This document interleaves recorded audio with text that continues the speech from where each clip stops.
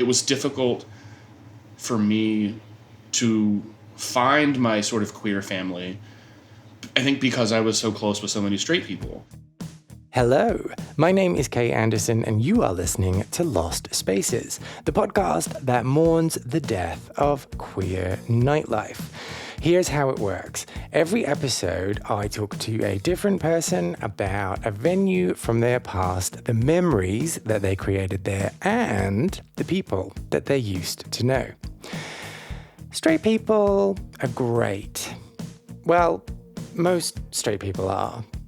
Or some straight people are? Anyway, the point that I'm trying to make is that despite the fact that straight people are okay-ish, depending on what day of the week it is, sometimes you just need a good queer friend to take your hand and show you the world, right? And when most of your friends are straight people, and you don't want to impose on them and ask them to come to clubs with you, so you just kind of go to where they want to go and do the things that they want to do, it can kind of get in the way of you developing into the beautiful butterfly that you are. I don't know why I said butterfly. Maybe you're a moth. If you're a moth, then you should also have the opportunity to develop into that thing. Anyway, this is partly what happened to this week's guest, Brian Rowe, who is the host of the queer film podcast Piece of Pie. Now, Brian moved to Chicago from small-town Illinois in the late 90s and quickly found himself at Spin, a lost space that is so legendary that we have already featured it twice before on this podcast. And for those who want to go back and listen to those episodes, it's once with Alexis P Bevels and once with BB Kyle. Go check them out. In this episode, we talk all about our quest to find identity and how we go about doing that, the difficulty in making friends, just any friends, even straight ones, and what kind of sex we think MAGA supporters deserve. But you probably already know what the answer to that is, right? Okay, let's get into it.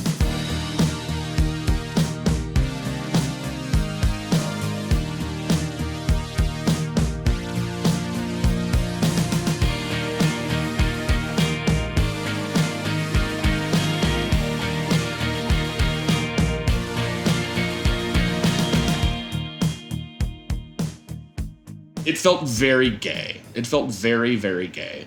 And to 19, 20-year-old me from Central Illinois, whose biggest exposure to like homosexuality was like an episode of Roseanne, to be in a place like Spin and in a city like Chicago where it's so very gay and unabashedly so. It was my first sort of taste of that early on, because it sort of represented, again, a lot of this is in hindsight. I don't think I was thinking this way. I certainly wasn't thinking this way in 20 years old. But in hindsight, yeah, it felt like the first place that I had kind of experienced that sort of unabashed sort of queerness. And also what was fascinating to me is how at home I felt with that. I mean, now I'm the, like, you know, leftist, socialist homo that Fox News warns their viewers about. But at the time, I was still trying to find a sense of identity for myself. And that was a big, I think it was a big stepping stone for me, was Spin and that neighborhood. Mm-hmm. Yeah, and I guess it just kind of represents a lot of, like, sort of my hopes coming from a small town coming into a big city. So let's talk more about that then. You had the opportunity, because you were now in a bigger city, to explore your identity a bit more, with more of a feeling of safety around that. Yeah. What was that? Like, how'd you come out before you moved? No, I didn't end up coming out to my parents until years later. I was 25, I think, when I came out to my parents. And was that just because of inertia or because you were worried about their response? A little bit of both. Okay. I didn't come out to them until I was confidently independently financially secure. Now, granted, I want to say they took it super well. Mm-hmm. All of my fears were unfounded. But at Yeah. the time, I didn't know that. And at the time, I was preparing mentally for a worst case scenario. So I was like, I'm not going to come out until I know that I can come out. And then if they say, I don't think I ever really thought they would just completely disown me, but it was more a sense of, like I said, they were very helpful, like paying bills and rent early on when I first got here. And it was more a fear that not necessarily they would cut me off, although that was probably in there. It was more that they would cut me off from helping me pay rent. So Yeah. I didn't come out until I was at a place where I felt like I didn't need financial assistance from them. And is that typical of your character to like have everything planned out before taking a leap? A little bit, yeah. Okay. A little bit. Okay, so that's really interesting then. So you held off in telling your parents. Had you told anyone from your hometown? Yeah. Or was it just like, this is a new life for me in Chicago? Yeah, so yeah, I told people. And I did that late 90s thing where I came out as bi first. So you're the one that's giving bisexuals a bad name then, is that it? It's me. It is just me, yes. No, everybody at the time, well, it's sort of dipping your toe in the water. Yeah. To see, like, what does this feel like if I say this? But you have that sort of, at the time, I think, at 17 too, it's like, and you can kind of walk it back. If it doesn't go well, you're like, oh, I'm just kidding. I'm straight. I just like that guy's butt, maybe, or whatever. Like, and you can kind of walk it back a little bit. Yeah, that sounds totally plausible. Yeah. I think at 17 in 1997, it felt more plausible than it does saying it out loud at 42 in 2023. But I think that was a part of it at the time. Yeah. But also, I will say that I had friends that I came out to as bi who clocked me as gay. They're like, no, you're gay. Oh, okay. So this is really interesting. So this is what I want to follow up with you about.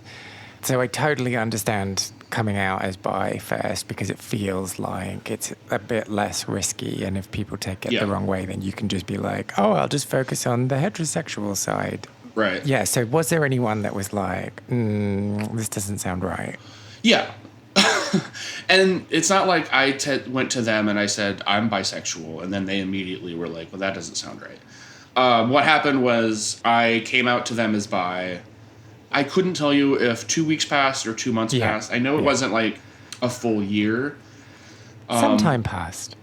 Some time passed. I wouldn't say any more than 6 months, but I do remember at some point my friend just asking me, like, are you gay? Are you gay? Are you really gay? Is this the bi thing kind of a fake out?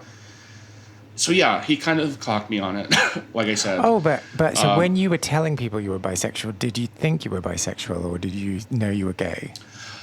I think I probably, again... Sorry, I'm asking you to dig into the caves of your memory. Right, and also, like, it was only if I'm remembering right, I felt like I was probably gay, but I wasn't sure. And like I said, there was a sense of like, well, I can walk it back. Yeah. That was as much for myself as it would have been for anyone I was talking to. Yeah. It was as much for me to be able to say like, oh, it was just a weird phase. Going from being bisexual in the eyes of your friends, apart from that one who was like, no, and then taking that extra step and saying, no, actually, I'm not bisexual, I'm gay. Was that difficult? It was made easier by the fact that someone asked, like, are you just actually gay? Yeah. They made it easy. And I'm sure at some point I would have come out fully. It's been like, I'm gay. But having been asked about it, and also asked about it in a way that they were fine with it. Mm-hmm. They weren't angry. They weren't like, you're fucking lying to me, or you fucking faggot, or whatever. It wasn't like that. It was very much just like, are you sure you're not just gay? Mm-hmm. Like, so they were very kind about it, and they kind of like helped me out with that. So they made it a lot easier. I had a really great support system in that time, and I'm still friends with those people. So let's go back to Chicago. Okay. And this process of exploring your sexuality. So you're in this new city where no one really knows you, and you can make up your own rules, and you can meet people and go out and get blackout drunk. What was the expectation versus the reality? The expectation was, I'm going to go out, I'm going to meet someone the first day I go out, and we're going to fall in love, and that's it. Story over. Yeah. Done. The end. Yeah. That was the naive, like 18, 19-year-old, 21-year-old that still kind of bought into that, like, heteronormative fantasy.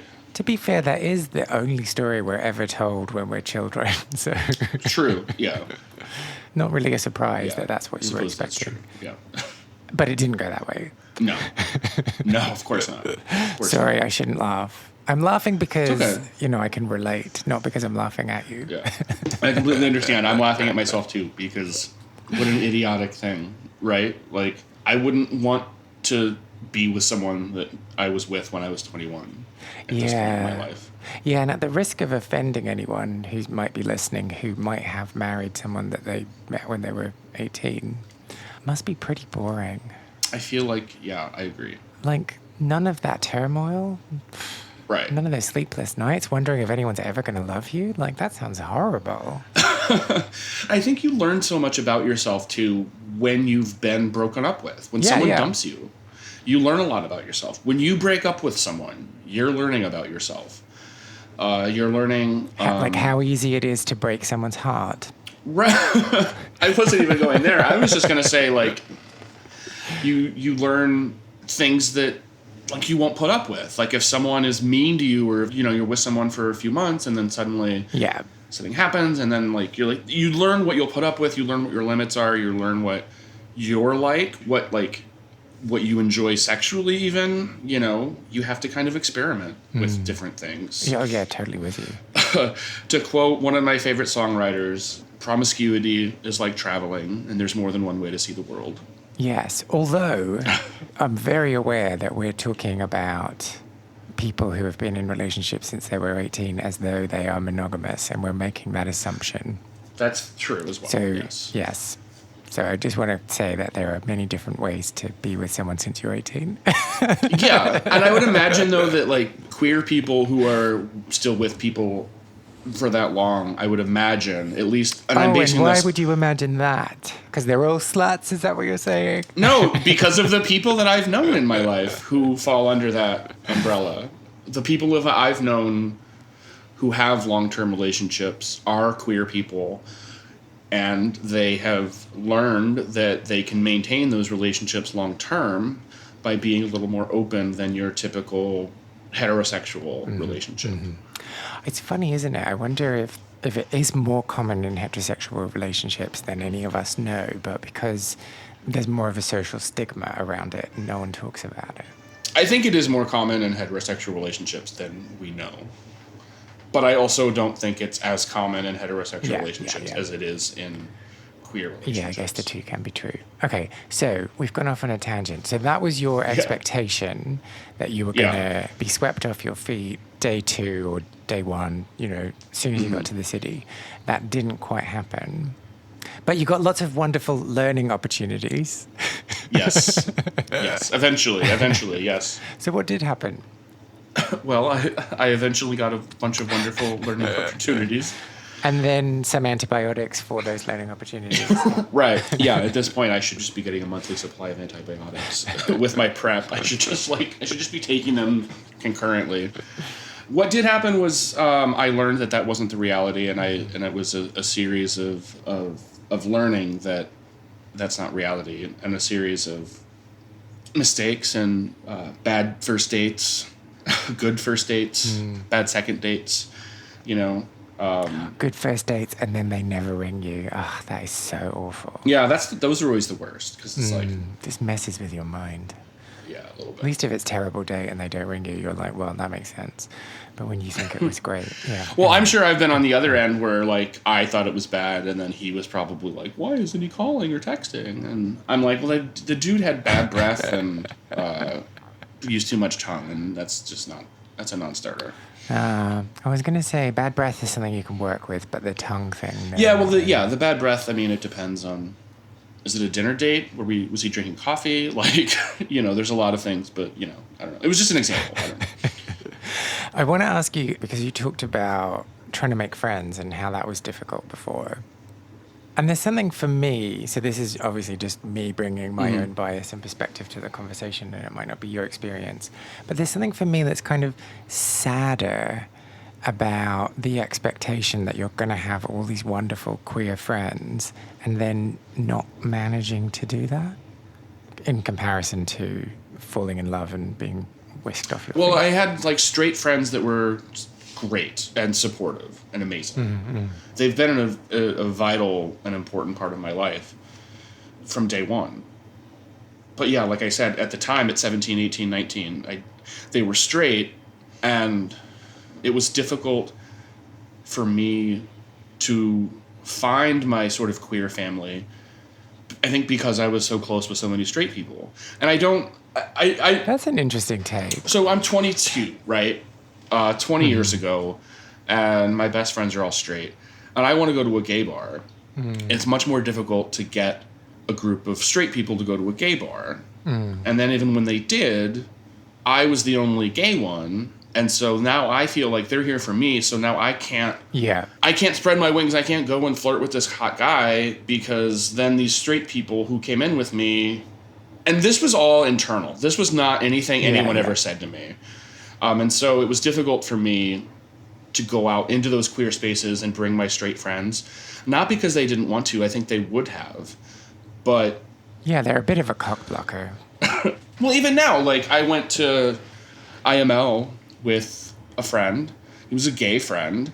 And I, like, was meeting this guy, and I was trying to flirt with him. And I was like, you need to leave. Because I can't, you didn't say that to your friend. You said it to the man you were flirting. No, I said it to my friend. I'm like, I can't fully... You just told him to leave. Well, not leave. Just, like, go to the other side of the... We're in a huge market, right? Like, go over there and give me 5 minutes to flirt with this guy on my own, because I don't know. But you felt okay saying that to a queer friend, yeah, and you wouldn't a straight friend. Is this the point we're making? Sorry, I'm just like attacking you. No, you're not attacking me. This is what I think. I think it was okay for me to say it at my age now, whereas I would not have felt okay saying it at that age. Yeah. Now, if I'm at a gay bar with my straight friend, and there's somebody that I'm interested in, I can say to the straight friend, I'm kind of interested in this guy. Give me a minute. At the time, though, when I'm 21, 22 years old, I'm still new to going to bars. I've only had sex with like one guy. Like, so I'm still figuring it out on my own. I don't have the comfort or the confidence in myself to say, like, I need you to go be somewhere else for 5 minutes so I can flirt. But see, I don't think I have the confidence now to do that. Maybe it's like the guilt. I think it's the guilt of being like, I can't leave you on your own, so I'm going to stay with you, and I'll let this opportunity pass me by. Well, that's the other nice thing about it being, if you're with your gay friends, then I'm going to go leave and talk to this person, and that's going to give me an opportunity. And now that I'm away, now you have an opportunity. Right? I'm not ditching you. I'm giving you an opportunity. Exactly.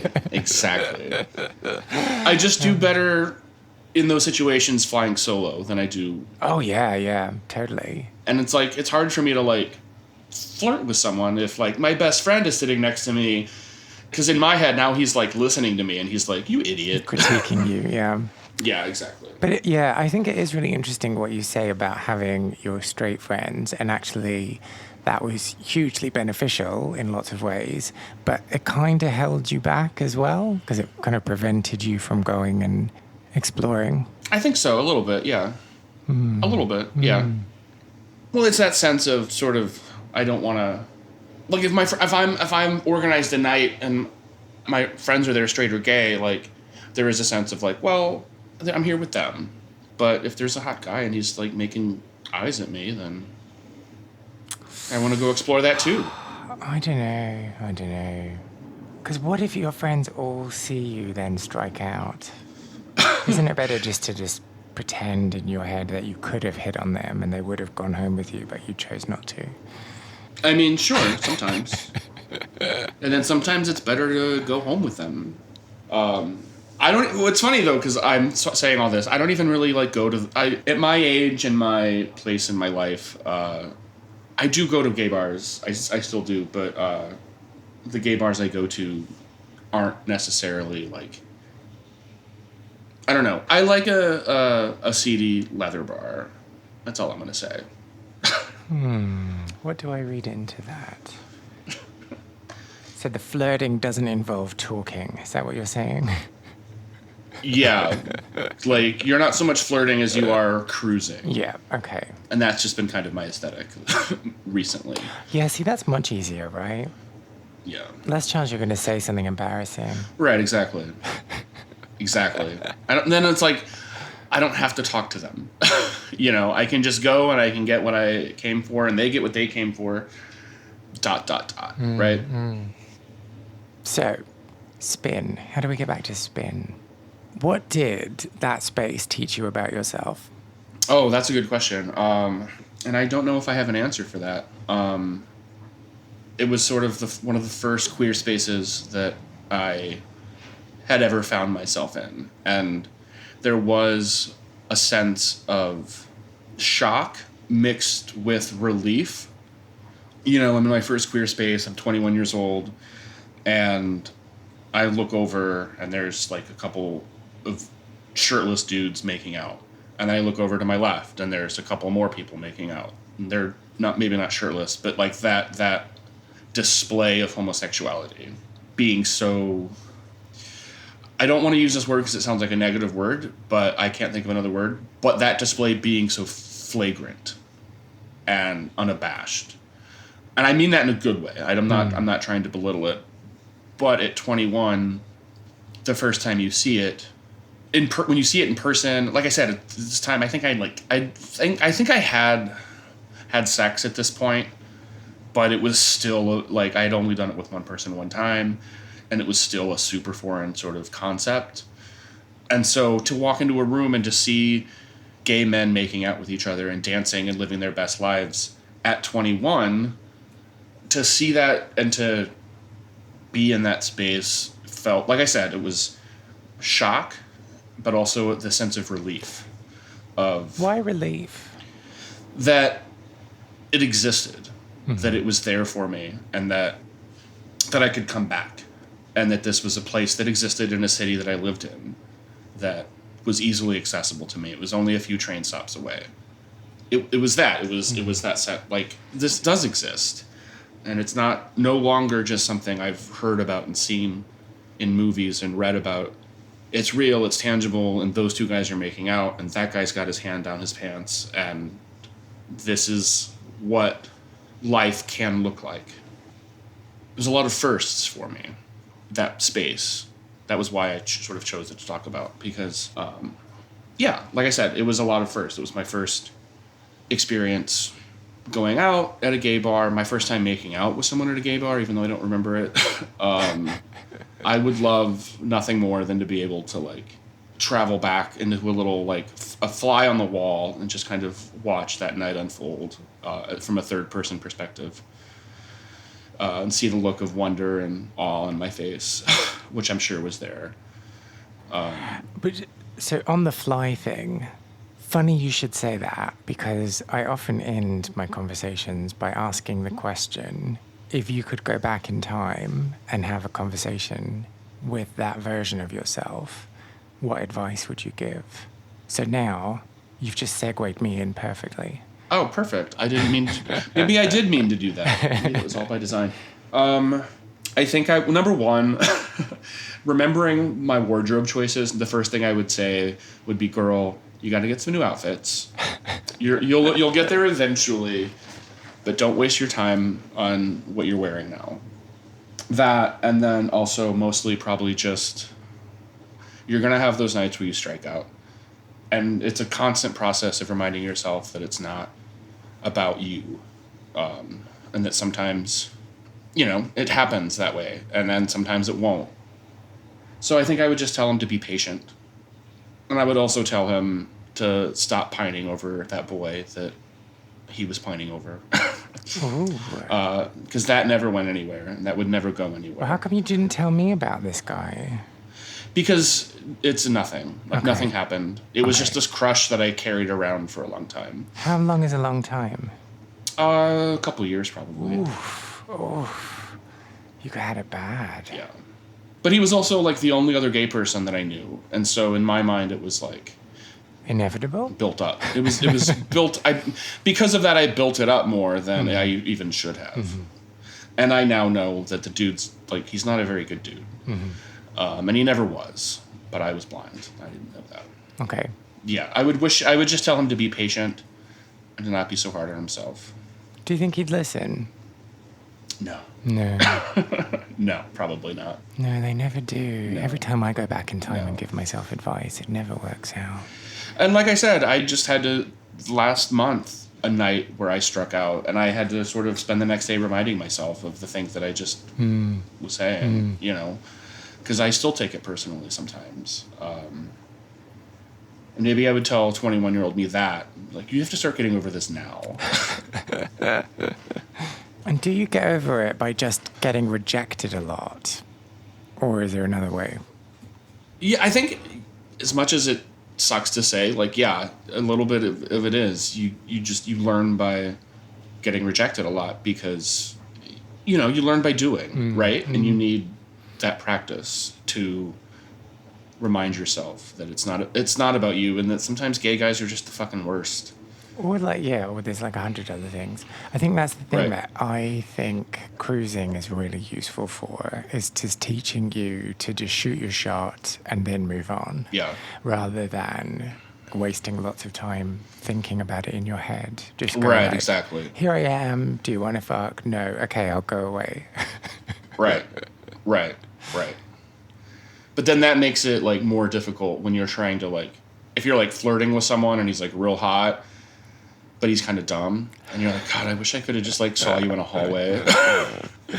Because, like, I really want to do this, but, like, you have to stop talking. Oh, yeah. And then when their, like, political views start seeping in, and you're like, no, now I can't sleep with you. No. I had to, this is off topic, but this guy that I hooked up with last year, we hooked up a couple times, and then I kind of found out that... He had a MAGA hat. He didn't have a MAGA hat, but he had this thing. So this was, and maybe this is me too, but he had this thing, so he would top me. But he had this thing where he liked topping MAGA people. And, like, it wasn't even that he was MAGA. It was just that he liked that. But for me, it was like, but I don't want your dick inside me if it's been inside them. Like, that's fucking gross. But he had this, like, kink where he liked... Like to shame them. Yeah. And, like, I'm not here to kink shame anybody. I love kink. I have some of my own, but there was something about that, learning that about him, even though he and I had already had sex a few times, where I was like, I can't do this anymore with this guy. It was gross. Part of it, too, it's like, I don't want you, like, supporting these people. Like, if you're fucking them, then that means they can still get dick. Like, and they don't deserve it. They don't deserve it. And it was a really nice dick, too. And I'm like, they don't deserve that dick. I'm sorry. Do you have any memories of Spin? Or maybe a lost space from your own scene that you want to share? Well, you know what I'm going to say, don't you? If you do, why not get in touch? I want to create the biggest online record of people's memories and stories of queer clubbing, but I'm not going to be able to do that without your help. Go to lostspacespodcast.com, find the section Share a Lost Space, and then tell me all about what you got up to. You can also reach out to me on Facebook, Instagram, and Twitter, where my handle is Lost Spaces Pod. Now, make sure that you also listen to Piece of Pie wherever you stream podcasts, and they will fill you up on your queer movie goodness, I promise. You can also follow the show on Instagram at Piece of Pie Pod. If you enjoyed this episode, I would really appreciate if you took the time to subscribe, leave a review on your podcast platform of choice, or just tell other people who you think might be interested in giving it a little listen too. Every single set of ears helps. My name is Kay Anderson, and you have been listening to Lost Spaces.